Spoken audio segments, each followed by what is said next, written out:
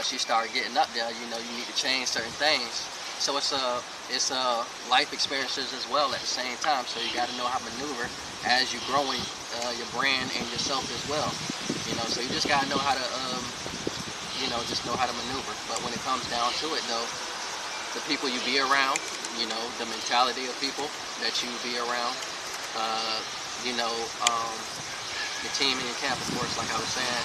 But the thing about it is, you yourself have to know what you want to do and where you're trying to go. You know what I'm saying? Because if you just have the same mentality like you broke in the hood, but you really got millions, you know, then you know you kind of canceling out your own fortunes. And a lot of times, you know, just being excessively street, I would say, a lot of people miss out on, you know, maybe like deals or commercials or certain things because they have a certain image that's portrayed to them.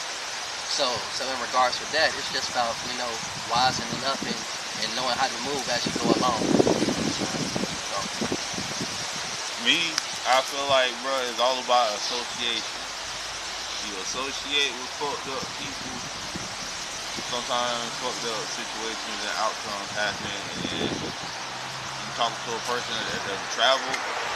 I done seen situations and I done been in situations. So it's all about association and who you fuck with. And being aware of your element too that you in. Like if you know, especially like if you're in a city that you ain't never been in before, you know, you definitely gotta watch your surroundings too. Like that's what's up with the show. Because at the end of the day, anything can happen at any given time. So you just gotta be aware. Facts. All the good like fans of Family Guy and Simpsons, shit like that. I feel like Simpsons predicted everything but Charleston White. How do you feel did Charleston White like have an effect on the culture? Do you feel like he got these boys scared, or you feel like he's trying to bring attention to wake their ass up? Now with that, it's mixed feelings with Charleston because the thing about it is he has good and bad qualities for him. The things that he does outside of social media, you know, is great. You know, he be helping the kids and stuff like that. But a lot of people, of course, you know, overlook that because of the things that he is doing on social media. But in regards to it, he's stirring up the pot because he himself knows that at the end of the day, all this shit is a game. You know, it's not to make it so cliche, but, you know, we in the Matrix. You know, that's just my own personal belief. You know, I don't know how y'all feel about that.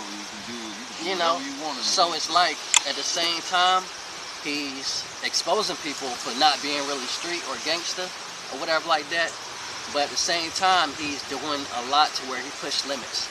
You know what I'm saying? Mentioning people kids or, you know, just disrespecting the dead and all that other shit. You know, that shit ain't cool. You know what I'm saying? Even if you are doing it, you know, and even if you are doing it for the sake of entertainment, it has to be some type of line drawing. You know, so that's about it. That's about it. He just gets a lot of mixed vibes. If you listen to him, he does say a lot of real shit sometimes, but you know, like I said, it just gets overshadowed by the bullshit that he be doing. What about you, Bruce? Me, man, I honestly don't think he's for the culture. I honestly think he's hilarious, but I don't think he's for the culture. It's funny though, cause the man, he funny. So you can't really do nothing about it. When I first seen him, I was against him. And shout out to Real Tune. Real Tune, the one who fucking really put Charleston White on the map. If it wasn't for Real Tune in Texas, shout out to Houston, shout out to all them boys. But if it wasn't for the boys in Texas actually doing the footwork to get to know who Charleston White was, we wouldn't know who Charleston White is, bro. So shout out to the boys in Texas. They the ones who put him on, so I guess he is a part of the culture. In your own personal opinion, where do you see hip-hop at in the next 5 years? Do you still think it'll still be the leading genre of music? Yeah. Of course. And why? Music is, alright, rap and hip-hop music is born from rock and roll. So if you look at rock and roll has not gone extinct at all. A lot of people don't listen to traditional rock and roll, but in a sense, rap music is rock and roll music, because blues came from rock and roll, rap came from rock and roll, a lot of music came from rock and roll. So bro, if you think about it, it ain't nothing but rock and roll music, bro, and it's gonna be around forever. It's just gonna evolve. The